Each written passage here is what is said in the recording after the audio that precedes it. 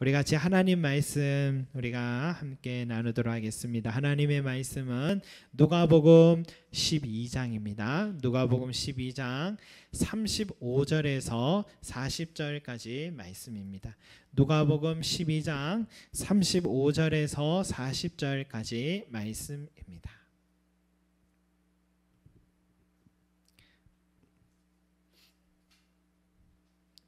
찾으신 줄 알고 우리 한 목소리로 함께 읽어보겠습니다. 시작.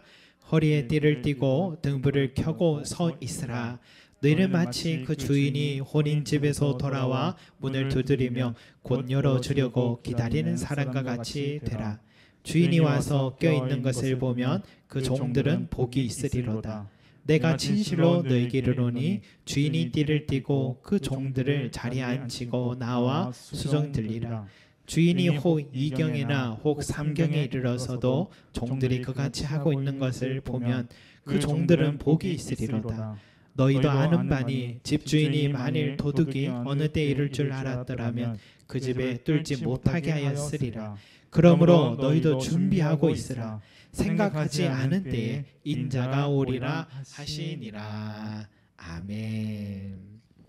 여러분, 예수님께서 우리에게 하나님 나라의 보물을 쌓아라 라고 우리 지난주에도 말씀하셨죠. 왜냐, 사람의 본성이 물질이 있는 곳에 마음이 있기 때문에 하늘나라의 물질을 쌓는 사람은 자연히 그 마음이 하늘 소망을 두게 되어 있고, 또 반대로 하늘 소망이 없다면 여전히 이 땅에만 물질을 쌓고 살아가는 삶이다 라고 할 수 있겠습니다.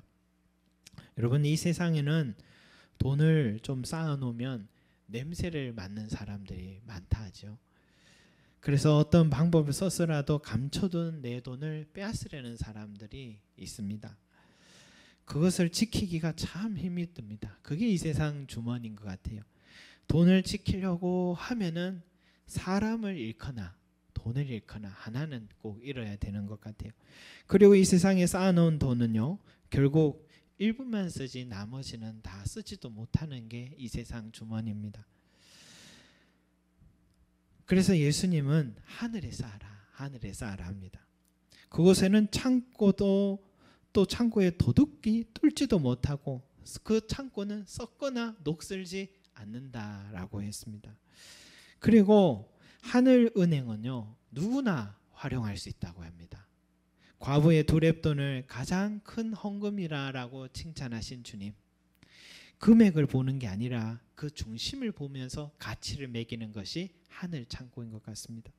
그리고 하늘에 쌓는 방법은 복음을 전하는 데 사용되고, 어려운 이웃들을 또 그들을 돕고 나누는 삶, 이것이 하늘에 쌓는 방법이라 했죠.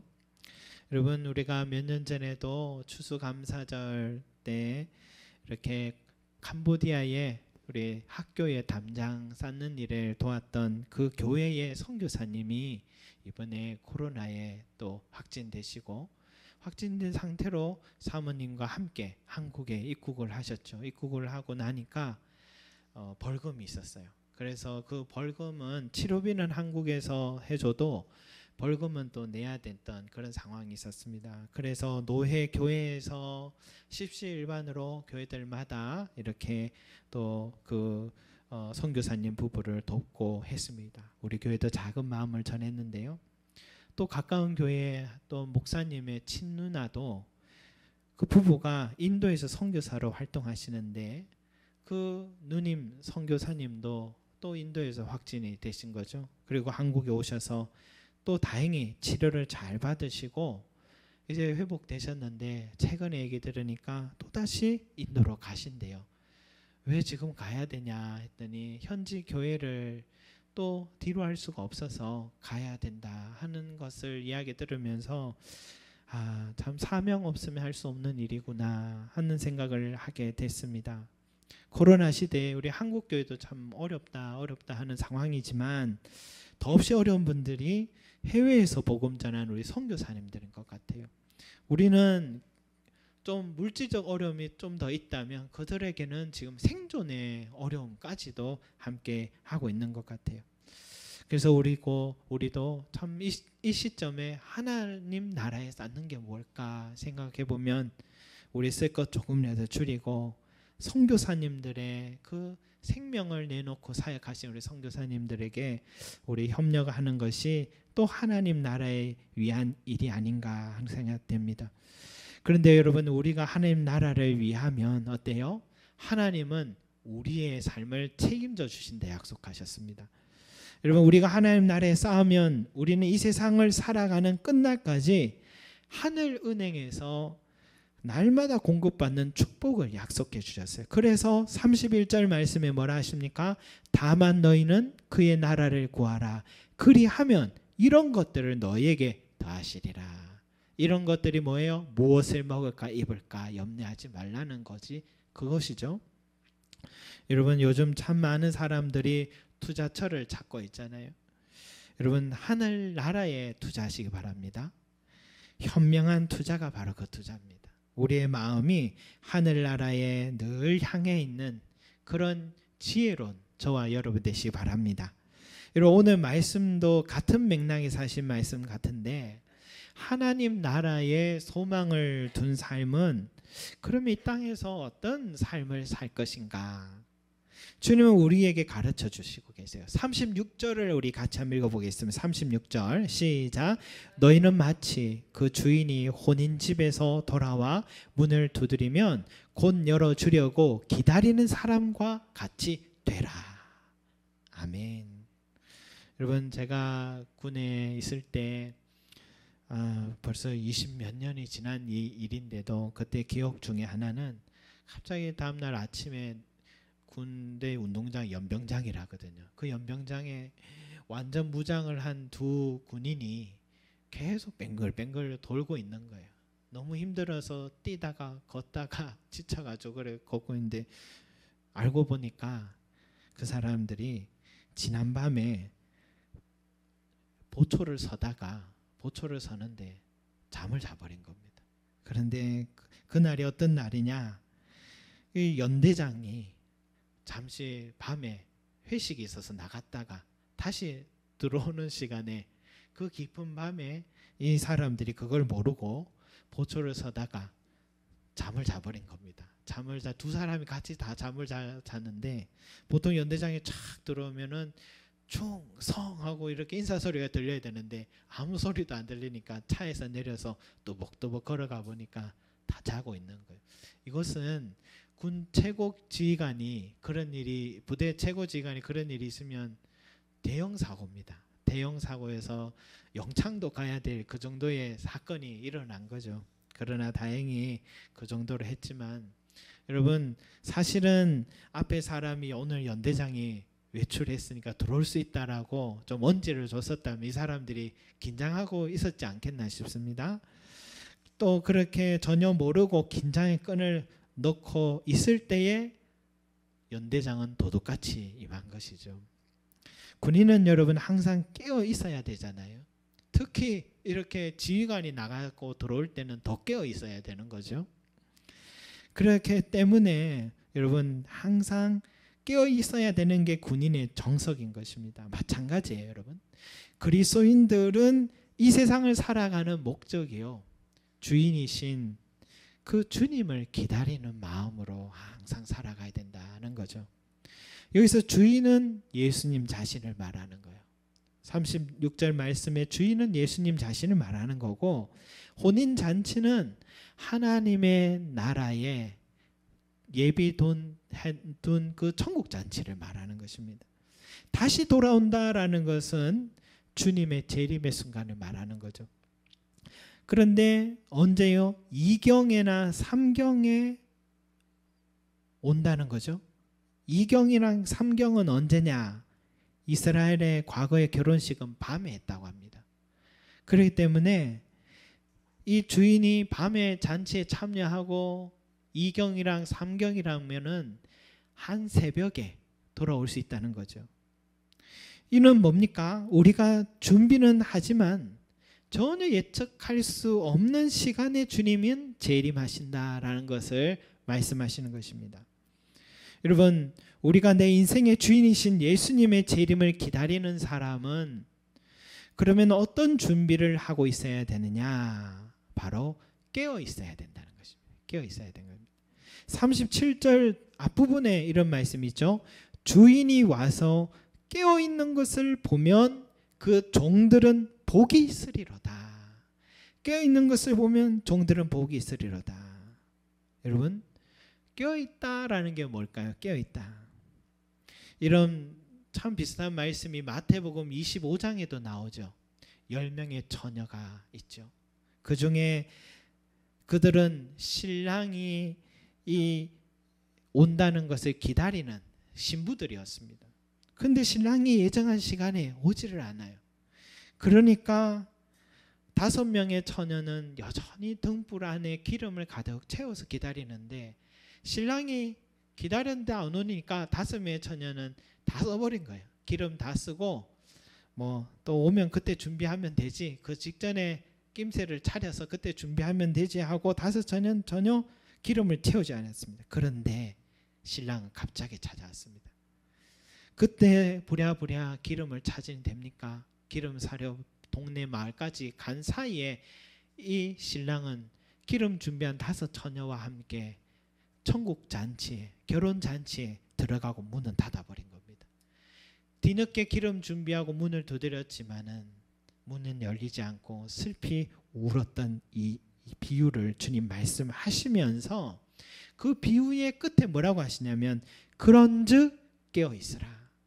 너희는 그날과 그때를 알지 못하느니라 라며 깨어 있음을 주님께서 요구하신 것입니다.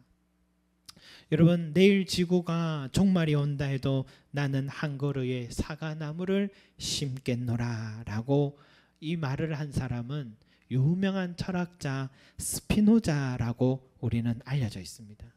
그런데 실제로 이 말을 한 사람은 누구냐면 종교개혁자 마틴 루터였습니다. 루터는 스피노자보다도 100년 전 사람이었으니까 이 명언의 주인은 이 루터인 줄 우리 알 수 있겠죠. 여러분, 근데 이걸 공식적으로 언급한 사람이 누구냐면은 독일의 고백 교회의 한 일원이었던 칼 로츠라는 목사님이었어요. 이런 고백 교회는 어떤 교회냐면 독일의 나치단에 끝까지 무릎 꿇지 않고 저항하는 그런 교회들의 모임이었습니다. 목사님들, 성도들의 모임이었어요. 그러니까 얼마나 이들이 탄압을 많이 받았겠습니까? 칼로츠 목사님은 이 고백 교회의 그 신앙의 중심을 잃지 말자면서 비밀 신문에다가 이런 기고문 마지막 부분에 이렇게 쓴 거예요. 우리 민족은 지금 매우 급박한 상황에 놓여 있습니다. 제가 루터의 말을 전합니다. 내일 지구에 종말이 온다 해도 나는 한 그루의 사과나무를 심겠다 하는 마지막 글귀를 기고문에 이 목사님이 실었어요. 무슨 뜻이겠습니까?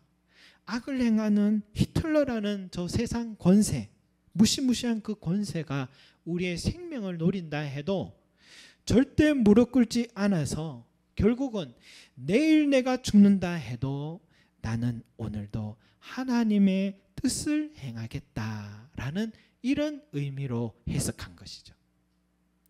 여러분, 깨어 있어서 신랑이신 예수님을 기다리며 등불에 기름을 채워두는 것은 오늘 하루를 살아도 하나님의 뜻을 행하려는 몸부림을 말하는 것입니다. 다니엘이 참 그런 사람 중에 한 사람이에요. 다니엘은 어릴 때부터 한결같이 죽는 순간까지 하나님의 뜻을 향하여 자기의 삶을 던졌죠. 그가 청소년 때 엘리트로 왕이 엘리트를 세워서 귀하게 사용하려고 왕이 딱 바벨론 왕이 세웠을 때에 모두 다 왕이 최고의 음식 왕의 진미를 먹으라 할 때 다니엘은 혼자서 뭐랍니까? 나는 먹지 않겠습니다. 왜? 왕의 진미에는 하나님이 먹지 말라고 하는 부정된 동물의 짐승의 요리도 있었으니까 먹지 않았던 것 같아요. 그래도 자신은 채식을 하면서라도 나는 하나님의 뜻을 지키겠습니다. 이것도 사실 왕을 거역하는 거여서 생명을 내놔야 될 일입니다. 그러나 결국은 그 하나님의 뜻을 던졌던 그 다니엘은 최고의 성적으로 뽑히고 왕 앞에 서게 되는 그런 결과를 얻게 되죠. 그리고 나중에는 왕 앞에 최고의 책사로 서 있을 때도 또 위기가 왔죠. 이제는 왕이 자기가 꾼 꿈과 그 꿈에 대한 해몽까지 다 해보라, 해석까지 하라고 하는 거죠. 보통은 꿈은 얘기해주고 해석하라고 하는데 이 왕은 한 수 더 떠서 꿈도 알아내고 하라고 하는 이 황당한 상황 가운데서도 다니엘은 나에게 시간을 주십시오.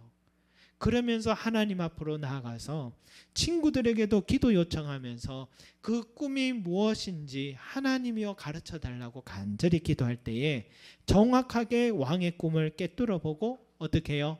해몽 해석까지 다 해서 하나님께서 왕이 또 그를 높이 들어 올려 주시는 일이 있었죠. 그런데 다니엘의 약점이 또 있어요.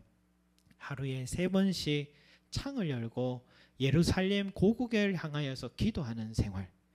이것은 가능하면 좀 절제했어야 될 일인데 그는 하나님께 늘 그렇게 기도하십니다.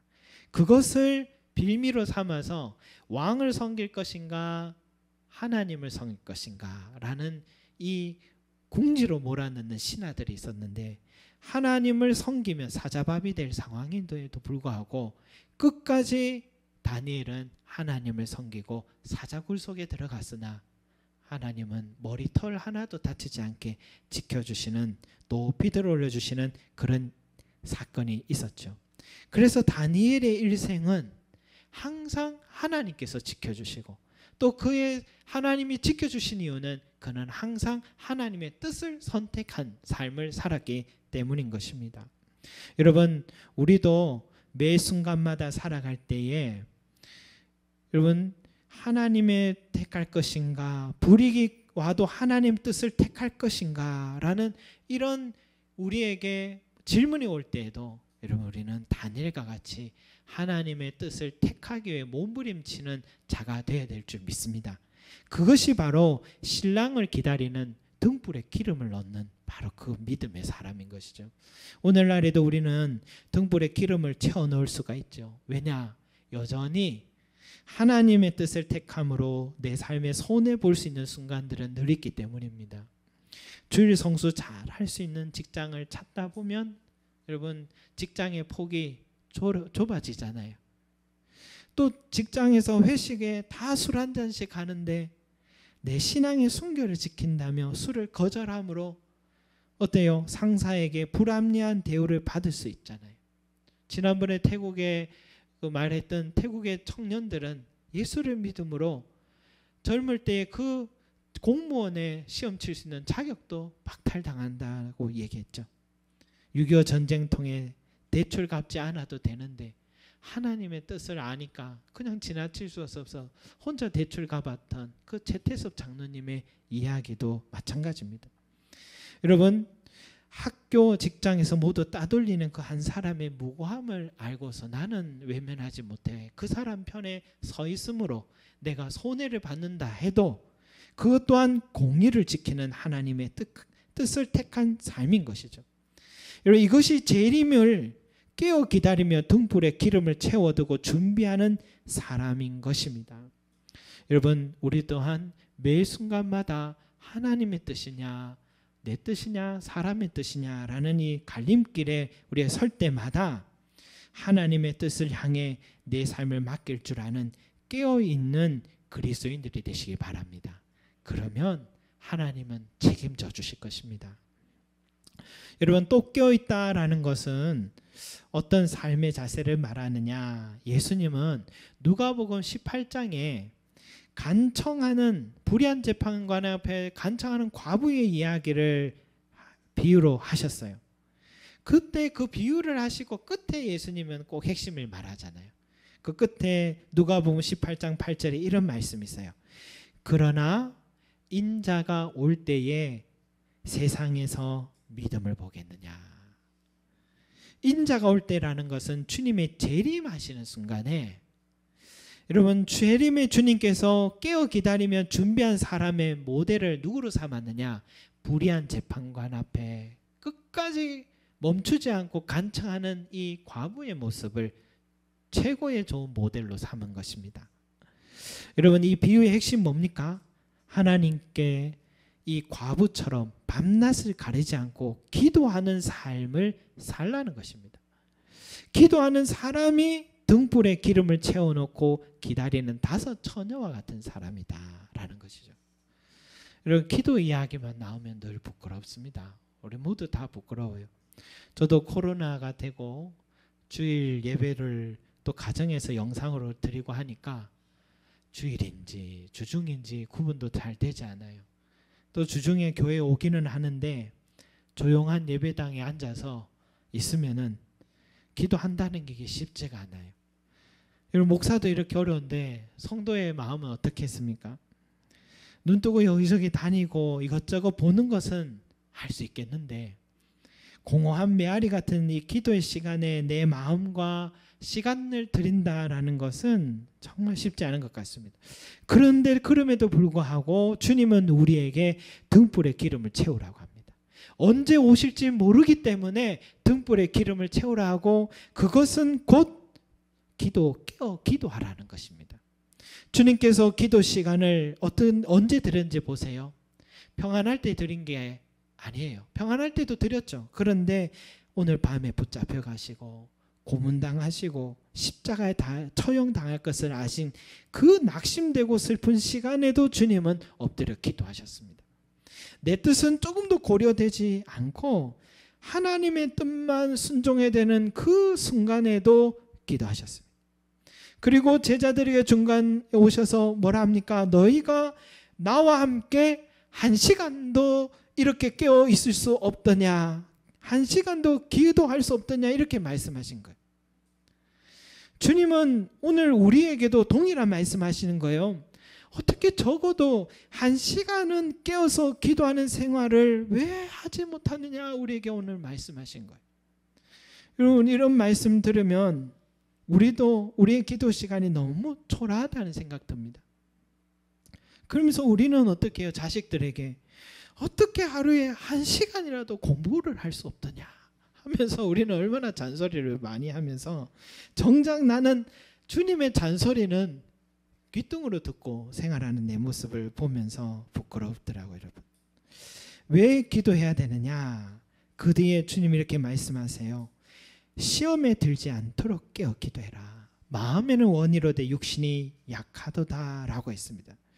여러분, 기도하는 사람만이 시험의 유혹에 흔들리지 않고 순결한 그리스도인으로서 주님의 재림을 기다릴 수 있기 때문입니다.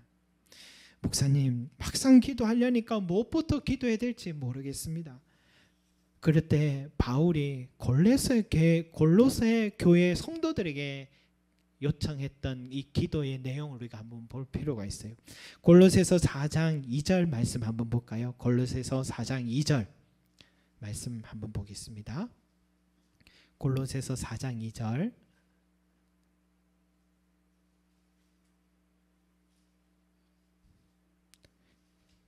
골로새서 4장 2절 말씀입니다.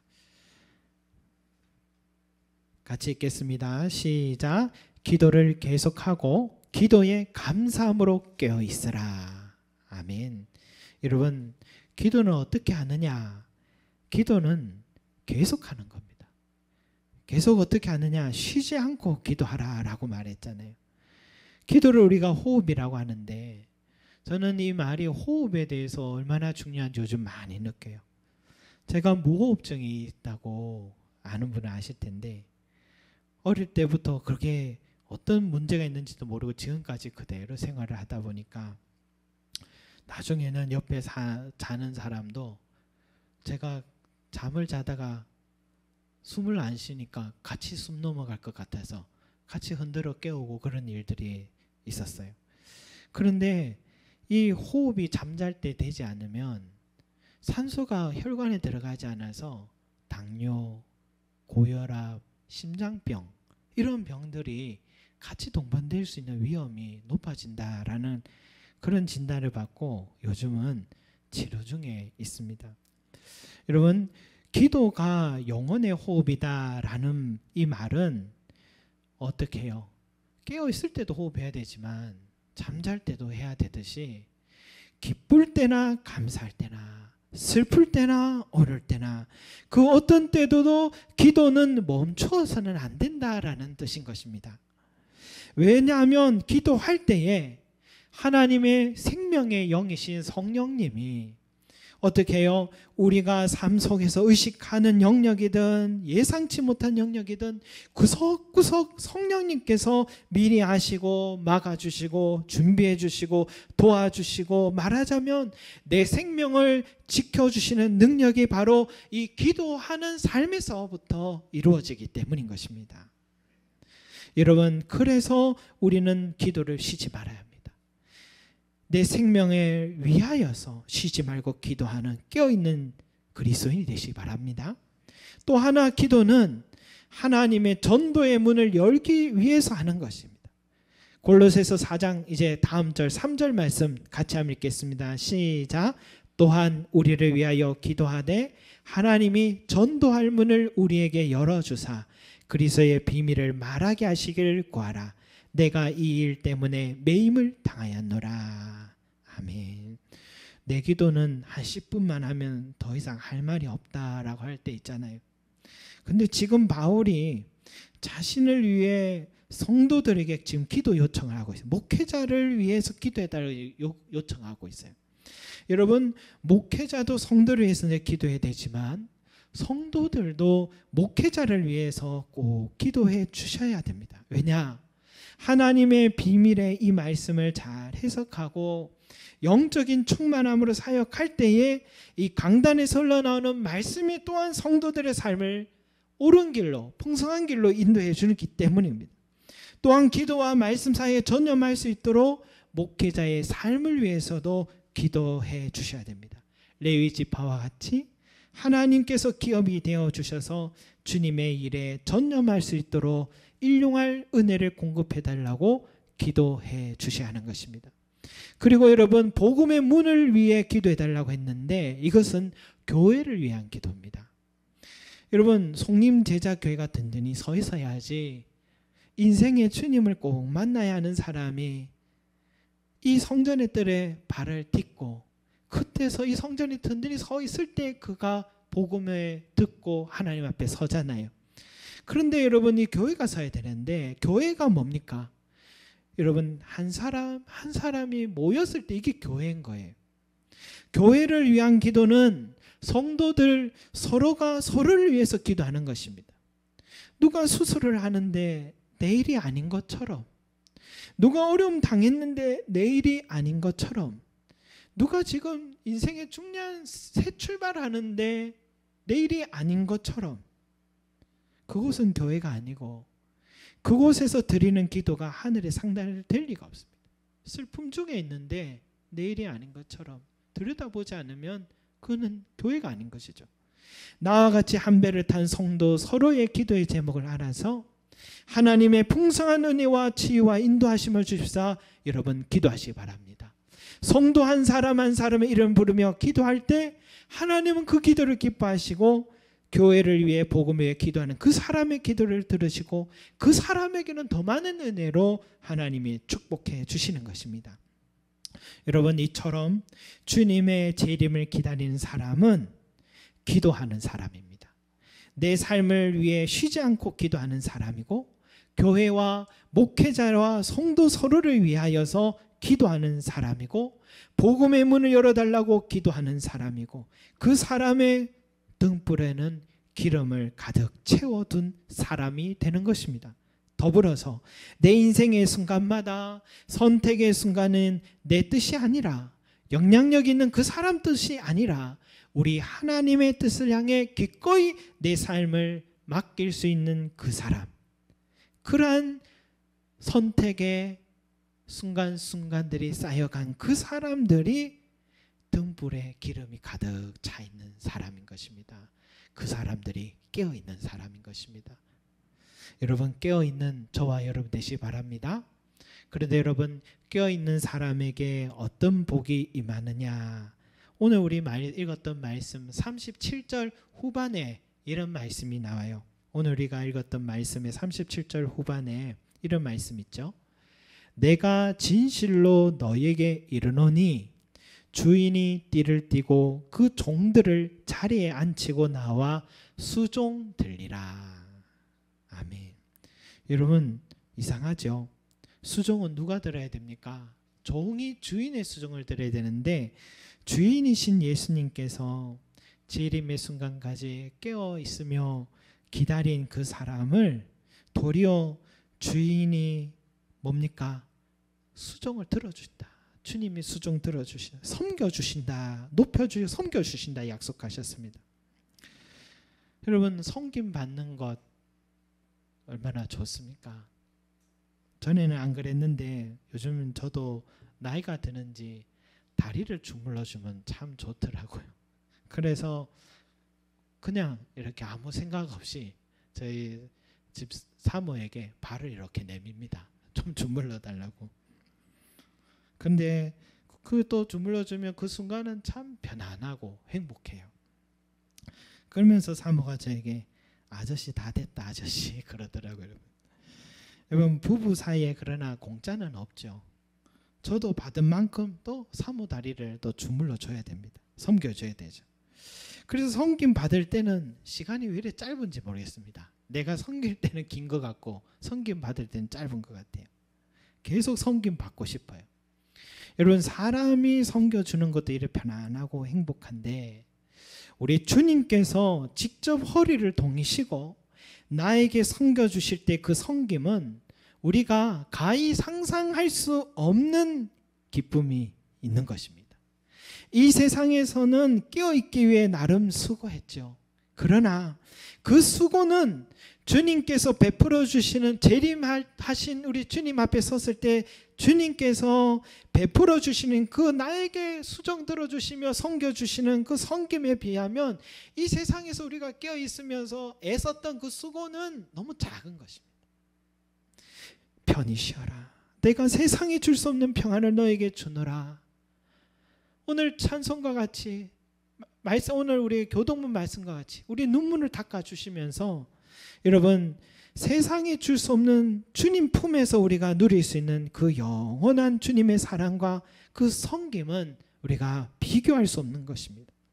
그러니 지금 이 삶이 광야와 같고 내가 해낼 수 있을까 때론 두렵기도 하고 포기도 하고 싶은 때에 문득 그런 마음이 찾아올 것입니다. 그러나 우리에게는 재림의 주님께서 반드시 다시 오신다고 약속하셨고 깨어 기다린 자에게는 영원한 섬김의 축복을 약속하셨으니까 그 주님의 재림을 바라보면서 오늘도 우리가 주님의 말씀을 향하여서 기도하는 생활을 위하여서 이 걸음을 멈추지 말고 내게 맡겨진 이 사명을 끝까지 감당하면서 항상 깨어있는 주님이 언제 오셨든지 항상 기쁘게 문을 활짝 열으며 주님을 먼저 맞아드릴 수 있는 밖에서 인기척만 나도 먼저 문 열 수 있는 깨어있음 그런 깨어있는 그리스도인들이 되시는 저와 여러분들이 되시기를 간절히 소망합니다.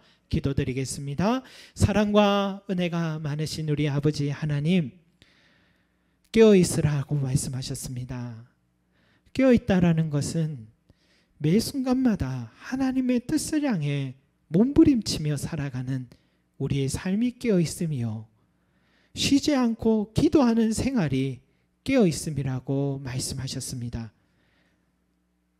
마지막 때에 이런 믿음의 사람을 내가 볼 수 있겠느냐라고 하셨는데 주여 오늘 우리 성림제자교회 우리 모든 성도들이 주님이 찾으시는 바로 그 깨어있는 그리스도인이 되게 하여 주셔서 주 예수여 어서 오시옵소서 마라나타 하며 기다렸던 그 초대교회 성도들과 같이 항상 깨어있으므로 주님 오시는 그날은 두려운 날이 아니라 기쁨의 날이 되게 하여 주시고 감격과 감사의 날이 될 수 있도록 주여 우리가 항상 깨어있는 신자들 되게 하여 주시옵소서. 때로는 이 세상 살이가 광야와 같고 고단하고 힘이 들 때가 있어서 어디까지일까 하며 언제 주님이 재림하실지 모르고 포기하고 싶고 멈추고 싶을 때 있다 할지라도 주님께서 우리를 위하여 수종 들어주시고 섬겨주신다는 주님의 비교할 수 없는 그 큰 섬김의 그 기쁨을 우리가 소망하며 바라보며 주여 승리하고 끝까지 사명 잘 감당하고 달려갈 수 있는 우리 모두가 될 수 있게 도와주시옵소서. 재림의 주님을 기다립니다.